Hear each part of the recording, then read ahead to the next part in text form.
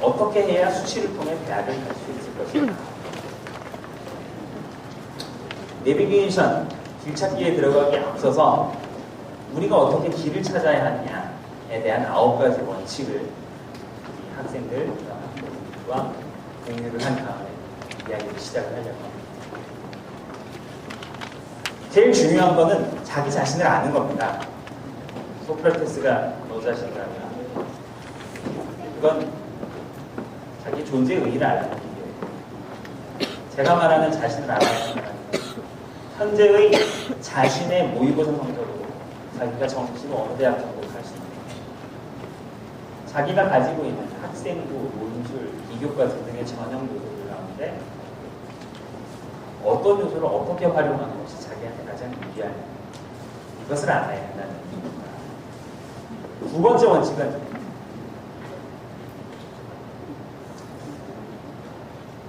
이라면 학생들한테 좀 미안한데 수시에 로또는 없다는 거예요.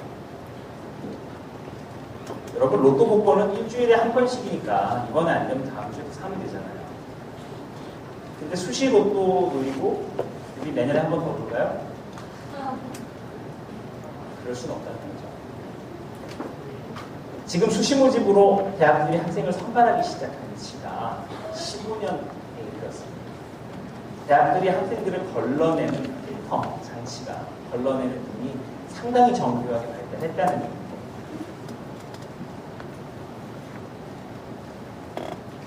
로또는 없습니다. 자기 점수에 맞춰서, 자기 상황에 맞추어서 지원하는 전략이 필요하겠고요. 하지만 기회는 굉장히 다양하겠죠.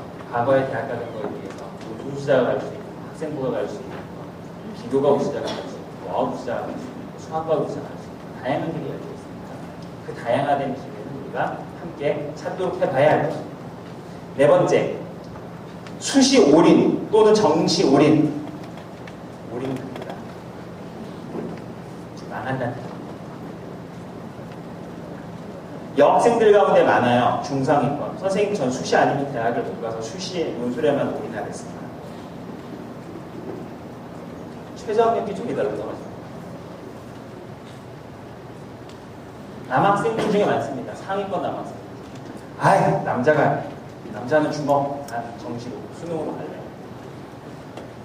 알고 갑시다. 서울대가 올해부터 정원의 20%만 정시에서 뽑습니다.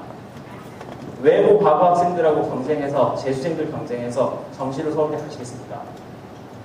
연대, 마찬가지입니다. 정시로 대학 가는 분이 굉장히 좁아져 있고, 재수생들하고의 경쟁에서 재학생들을 분리할 수가 없어요. 왜? 아니, 재수생들은 일단 밥 먹고 1년 동안 계속 그것만 한 애들인데, 아무래도 낫지 않았습니다.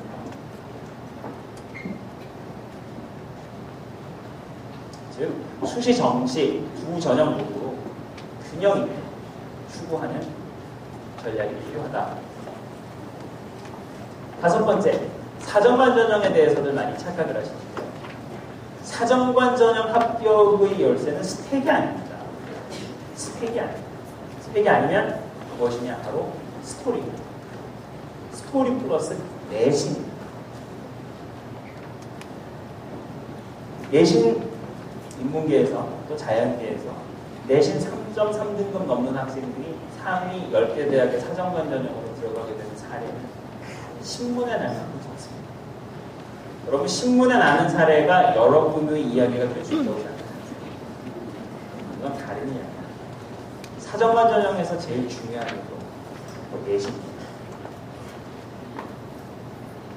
여섯 번째, 우리가 9월 초가 되면 서울대같이 빠른 학교들은 8월에 접수를 합니다만 보통 9월 초에 수시 원서 지원을 시작을 하죠. 많은 학생들이 자기가 원서 쓰면 대학생 되는 겁니다. 안 돼요. 그때도 여전히 여러분의 수능 공부는 계속되고 있어요. 고사장 들어가기 바로 직전 전날까지 여러분 손에서 수학책이 떨어지면 안 돼요.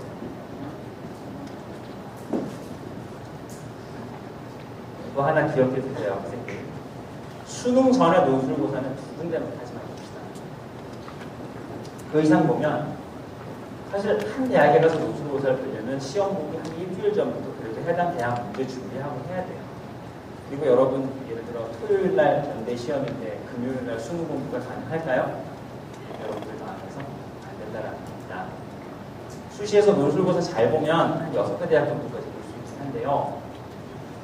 그거 그렇게 다 보고 있다면 정말 최적이라는 겁니다. 그렇게 하지 말고 2군데 정도까지만 지원하도록 합니다. 7번째, 논술만 잘한다고 해서 논술 전형 뚫고 대학 가는 거 아닙니다. 다시 한번 강조하지만 논술 전형 합격의 열쇠는 수능의 결, 우선 조건의 차이와 최저 학력 기준의 차이를 활용하는 지혜가 필요합니다. 8번째, 뒤에서 설명드리겠습니다만 대학마다 논술 문제의 출제 유형과 패턴이 많이 다릅니다. 그렇기 때문에 대학별 유형 차이를 파악을 하고 그에 맞추어 자기에게 유리한 것이 어떤 것인지 찾아보는 전략이 필요하겠습니다. 9번째, 내신이 나쁘다고 실망해 있는 학생들이 굉장히 많아요. 여러분 지금 그거 실망한다고 해서 왜 수시에는 3학년 1학기 것까지는 들어가니까 지금 여러분들이 실망하고 가슴 아파한다고 해서 달라질 건 아무것도 없습니다. 간 건 보내시고 남아있는 거 접근합시다. 그리고 사실은 몇몇 전형들을 제외하고는 내신의 영향이 크지 않다라고 보는 게 현재 입시의 정선입니다. 자, 여기서부터는 데이트 합격 내비게이션 1번이죠. 논술로 대학 가는 제가 제일 잘할 수 있는 논술로 합격을 하기 위해서는 기본적으로 고사의 일정, 그 다음에 수능 조건, 그 다음에 문항 유형체 이 세 가지를 우리가 파악을 하고 공략을 할 필요가 있습니다. 일정 차이란 건 무슨 얘기냐? 예를 들어 설명해 주죠. 여기 지금 올해 논술고사를 보게 되는 학교들 대략적인 일정이 나와 있는데 수시 2차가 수능 후 전형이고 수시 1차가 수능 전 전형입니다. 수시 2차 대학들을 보시면 자, 고려대, 인하대, 아주대, 숙명여대가 11월 18일 같은 날 논술고사를 예고하고 있습니다. 물론 고대 쓰는 학생이 아주대를 쓰진 않을 것 같아요. 고대는 제외시켜놓고 인하대, 아주대, 숙대를 비교해놓고 이 세 학교가 최저학력 기준과 우선 선발 기준이 다 다릅니다.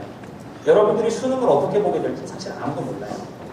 접수는 대부분 수능 전에 하게 되고 그럼 같은 고사한 날에 대학들이 있긴 하지만 이 대학들을 모두 접수를 해둔 다음에 자기의 수능 결과에 맞춰서 가채점 결과에 맞추어서 자기에게 유리한 우선 선발 조건을 제공해 줄 수 있는 학교를 선택해서 시험을 보는 겁니다. 예를 들어서 숙명여대 같은 경우에는 최저학력 기준이 없지만 우선 선발 기준이 있는 두 개 있습니다. 그걸 맞추게 되면 숙명여대에 가서 시험 보는 게 아무래도 유리하겠죠. 그거에 비해서 인하대나 아주대 아닙니다. 인하대 같은 경우는 최저학력 기준이 있습니다만 최저학력 기준이 낮아요. 3등급대라는 거죠. 자기가 수능을 봤는데 평소에 모의고사에서 3 정도 나오는 학생이 수능을 봤더니 3333이 나왔다. 그러면 아주대는 시험 보러 못 가거든요. 최저 충족이 안 돼서. 그럼 어떻게 합니까? 인하대 선택해서 시험 보러 가게 됩니다. 그러니까 일정의 차이를 공략하라는 첫 번째고요. 두 번째, 수능 조건의 차이를 활용하라는 건데 학생들이 이 부분 조금 집중해서 들었으면 좋겠습니다.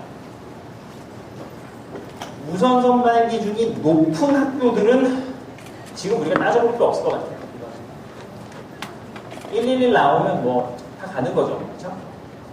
문과는 우선 선발 높으면 1등급 3개고 이과는 1등급 2개거든요. 문과 먼저 설명할게요. 1등급 3개는 이건 프리패스입니다. 자유이용권. 대학 입시 자유이용권이니까 여기는 제가 설명 안 하겠고요. 자, 우리가 주목해서 봐야 되는 게 1등급 2개인 학교들하고 낮은 우선 기준이 사실 연대하고 고대하고